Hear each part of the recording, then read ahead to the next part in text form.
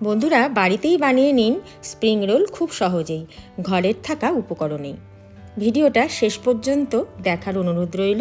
নমস্কার বন্ধুরা, আমি মৌসুমি মৌসাম ক্রিয়েটিভিটি চ্যানেলে সবাইকে স্বাগত জানাই। তাহলে প্রথমে স্প্রিং রোলের পুর বানাবো। তার জন্য নিয়ে নেব ফুলকপির কটা ফুলগুলো একটা একটা করে এইভাবে গ্রেট করে নেব, তাহলে খুব সুন্দর কিন্তু মিশে যাবে। সাথে একটা গাজর, হাফ ক্যাপসিকামও একইভাবে গ্রেট করে নেব। আপনারা আরও যে কোনো সবজি কিন্তু এর মধ্যে দিতে পারেন। একবার বাড়িতে বানিয়ে দেখবেন বন্ধুরা, অসাধারণ খেতে লাগে এই স্প্রিং রোল।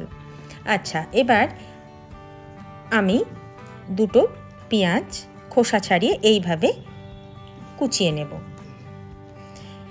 এবার কড়াইয়ে দিয়ে দেব সামান্য সাদা তেলের মধ্যে পেঁয়াজটা দিয়ে হালকা ভাজা হলেই গ্রেট করে রাখা সবজিগুলো দিয়ে দেব। এই স্প্রিং রোলে কিন্তু তেল আমি খুব কম দিয়েই রান্নাটা করব। আচ্ছা, এই সময় দিয়ে দেব পরিমাণ মতো নুন আর হাফ চামচ পরিমাণে চিলি ফ্লেক্স, হাফ চামচ পরিমাণে মিক্সড হার্বস। এবার খুব ভালো করে আবারও লো ফ্লেমে মিশিয়ে নেব। তাহলে এখানে পুরটা তৈরি হয়ে গেছে। এবার আমি একটা বাটির মধ্যে নিয়ে নেব 1 কাপ পরিমাণে ময়দার মধ্যে দেব স্বাদ মতো নুন আর 1 চামচ পরিমাণে সাদা তেল। এবার খুব ভালো করে এটাকে মিশিয়ে নেব। এবার অল্প অল্প করে জল দিতে থাকবো আর এই ব্যাটারটাকে মাখতে থাকবো। একেবারে জল দেব না, একেবারে জল দিলে কিন্তু ব্যাটারটার মধ্যে লাম্পসগুলো থেকেই যাবে। সেজন্য অল্প অল্প করেই জল দেব আর এইভাবে মেশাতে থাকব। ব্যাটারটার ঘনত্ব কিন্তু এই রকম থাকবে, খুব পাতলাও হবে না আবার খুব ঘনও হবে না। আচ্ছা, এবার আমি একবার ছাঁকনিতে ছেঁকে নেব। বাকি যদি কোনো লাম্পস থাকে তাহলে সেটাও কিন্তু বেরিয়ে যাবে আর ব্যাটারটা মসৃণ হবে। এবার একটা তাওয়ার মধ্যে এইভাবে 1 হাতা পরিমাণে নিয়ে তাওয়ার হাতলটা ধরে এইভাবে ঘোরালেই কিন্তু পুরো ব্যাটারটা ছড়িয়ে যাবে। এবার আমি আগে থেকেই গরম জল গ্যাসে বসিয়ে রেখেছিলাম। গরম জলের উপর প্যানটা বসিয়ে দেব। 2 থেকে 3 মিনিট মতন রাখার পর এইরকম একটা সাইড থেকে হালকা হাতে টান দিলেই কিন্তু পেপারের মতন উঠে চলে আসবে। একটা একটা করে এইভাবেই বানিয়ে নেব। আবারও একই পদ্ধতিতে 1 হাতা পরিমাণে ব্যাটার দিয়ে এইভাবে হাতলটা ধরে ঘুরিয়ে নেব। আবার স্টিমে বসিয়ে 2 থেকে 3 মিনিট রাখলেই কিন্তু এইভাবে এক একটা করে উঠে চলে আসবে। দেখুন বন্ধুরা, কতটা পাতলা হয়েছে, আমার হাতও এদিক থেকে ওদিক দেখা যাচ্ছে।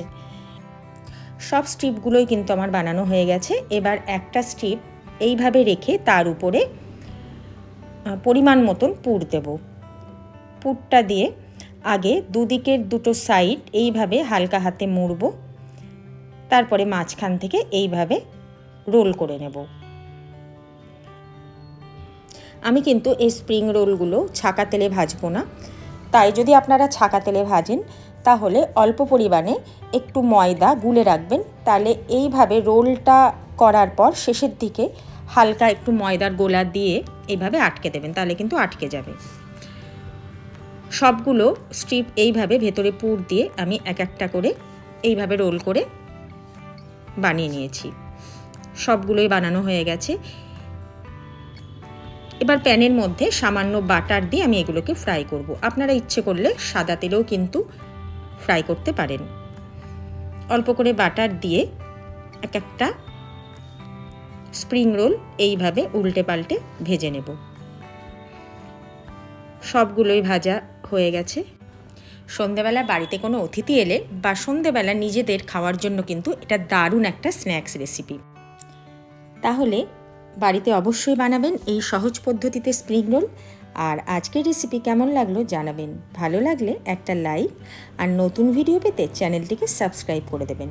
ভালো থাকবেন, সুস্থ থাকবেন। দেখা হচ্ছে পরের ভিডিওতে।